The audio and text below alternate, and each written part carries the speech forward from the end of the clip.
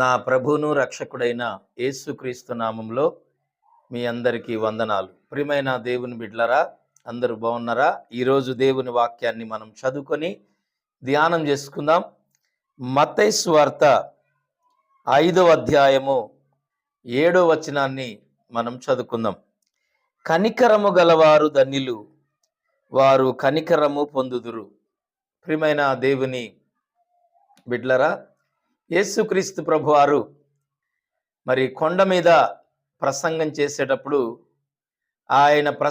చేసేటప్పుడు మాట్లాడినటువంటి 9 మాటల్లో ఒక మాట. ఈ 9 మాటల్లో ప్రియమైన దేవుని బిడ్డలారా, మరి ఆయన ఒక మాట కనికరము గురించి ఆయన మాట్లాడుతున్నాడు. ఈ కనికరము ఎవరైతే చూపుతారో వారు కూడా కనికరము పొందుతారు అని దేవుడు ఈ లేఖనాలు సెలవిస్తున్నాయి.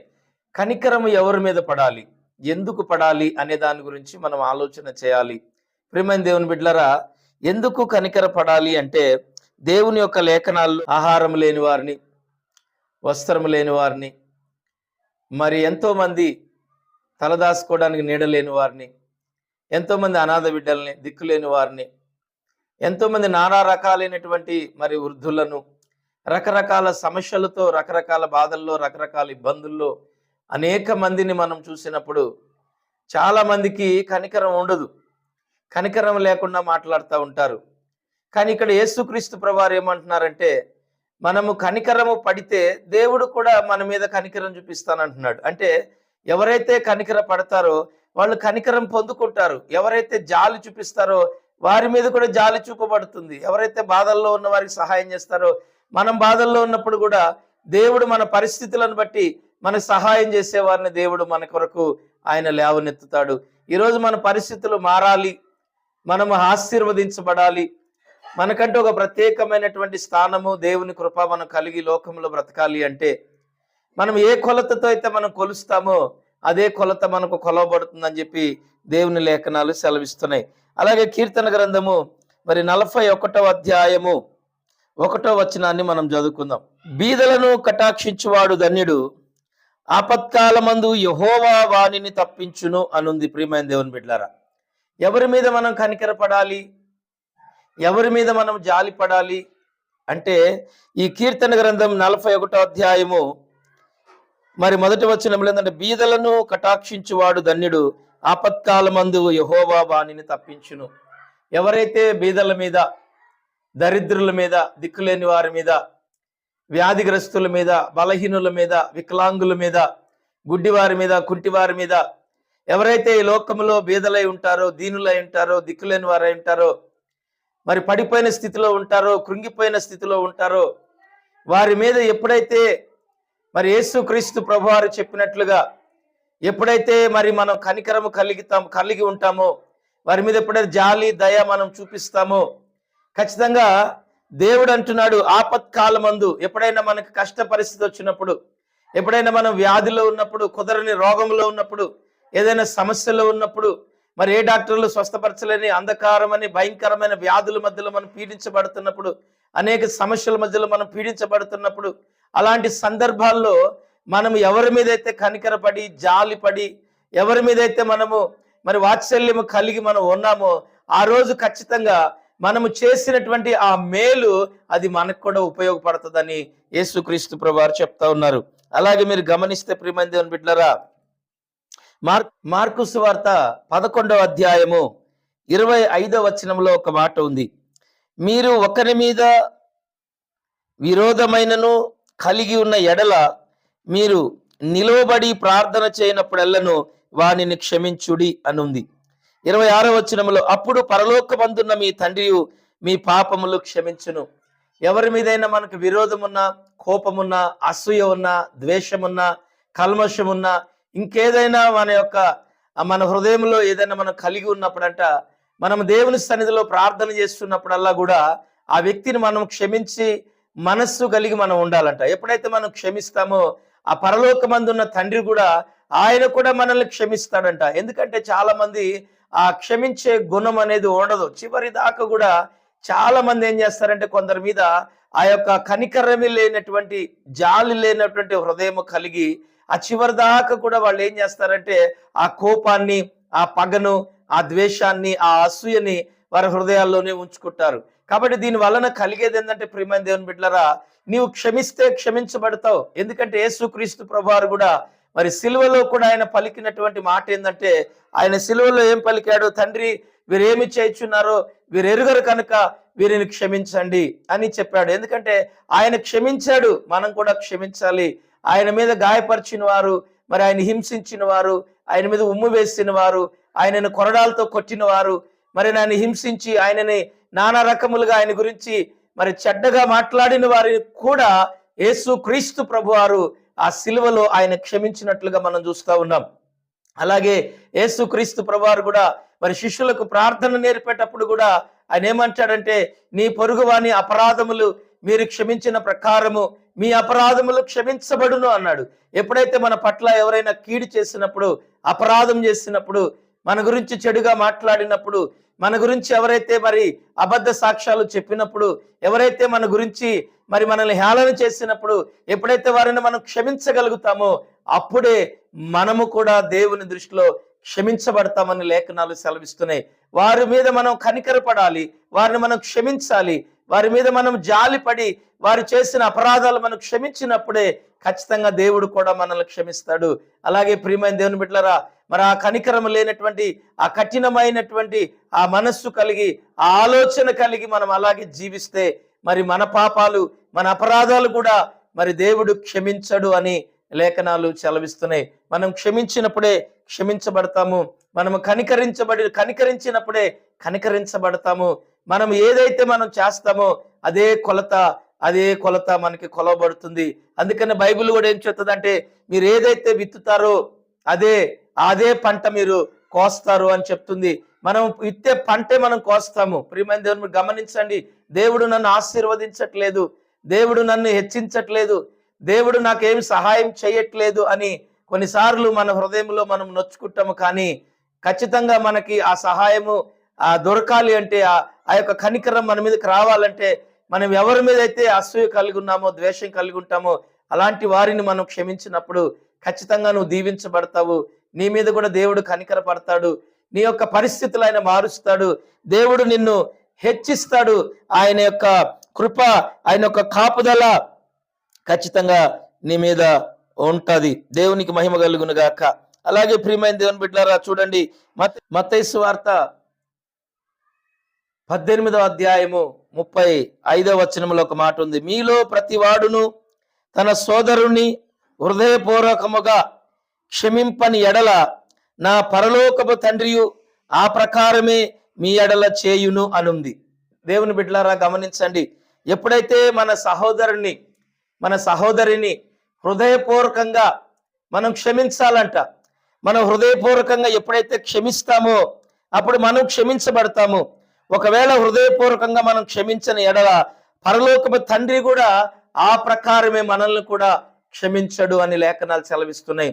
ఇందును బట్టి ప్రియమైన నా సహోదరి, నా సహోదరుడా, నా ప్రియమైన దేవుని బిడ్డలారా, మీరు ఎవరి మీద అయితే మీరు కోపము, అసూయ కలిగి ఉంటారో, ద్వేషం కలిగి ఉన్నారో, వారిని ఈ వాక్యం విన్న తర్వాత అయినా వారిని మీరు క్షమించండి.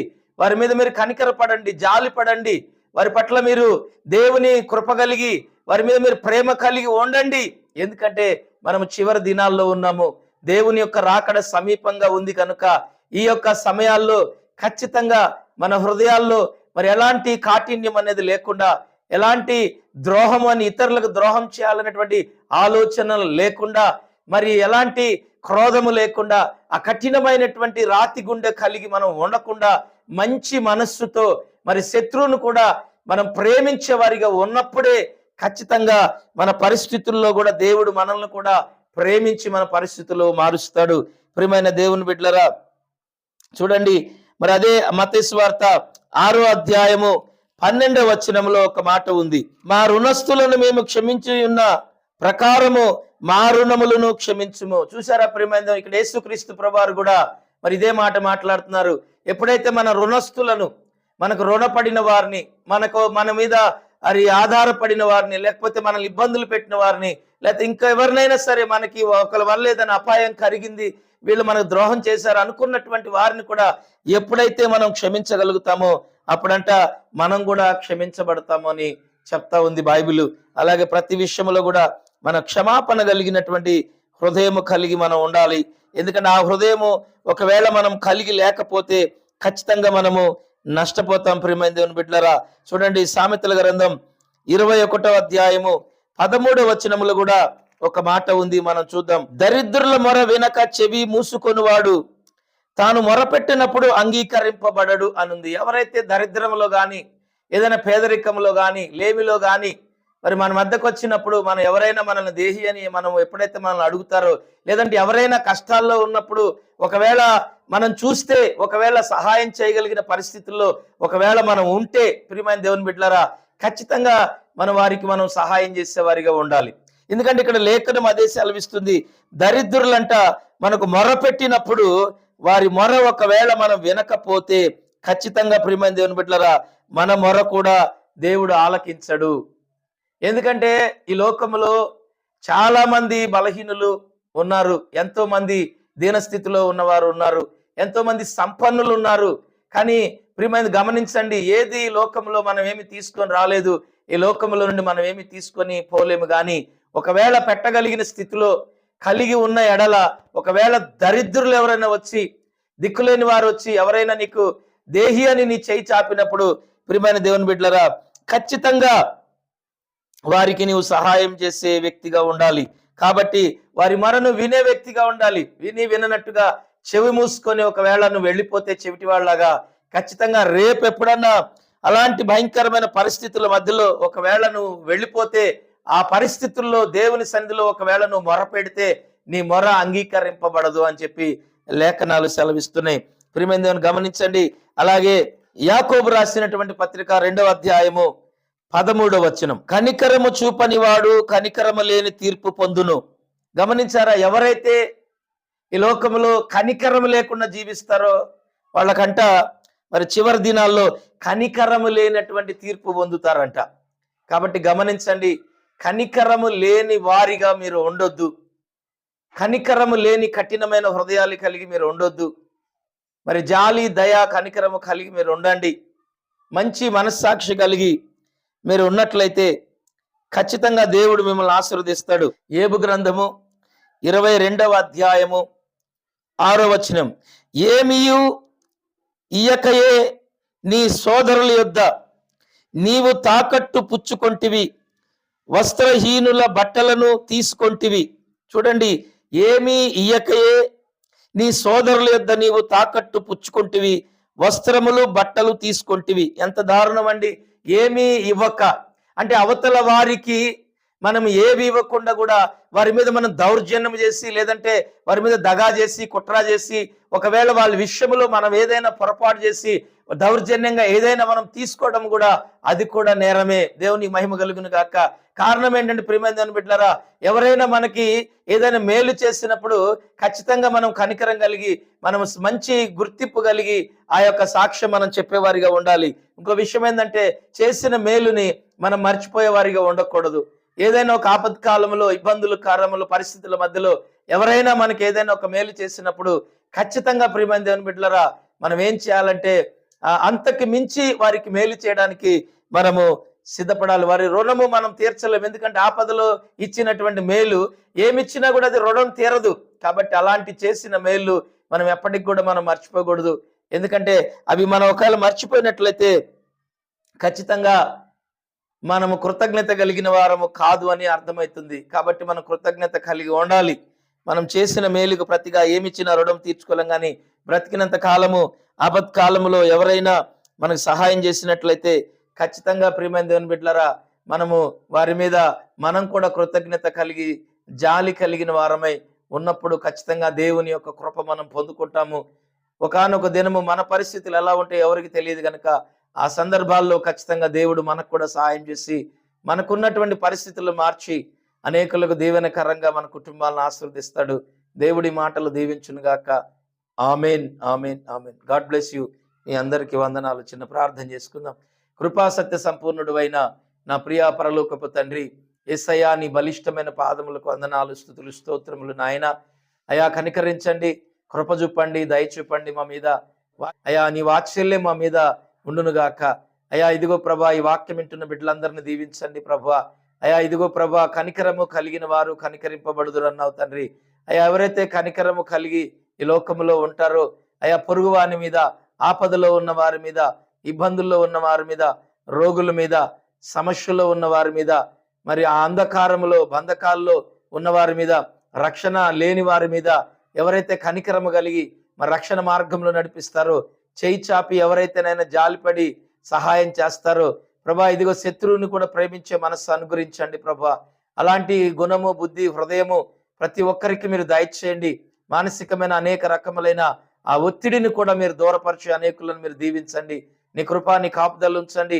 ఈ లోకములో ప్రభా, ఎవరు ఆదరించక ఎంతో మంది మరి కృంగిపోతున్న వారు ఉంటారు, మానసికంగా బలహీనులైన వారు ఉంటారు ప్రభా.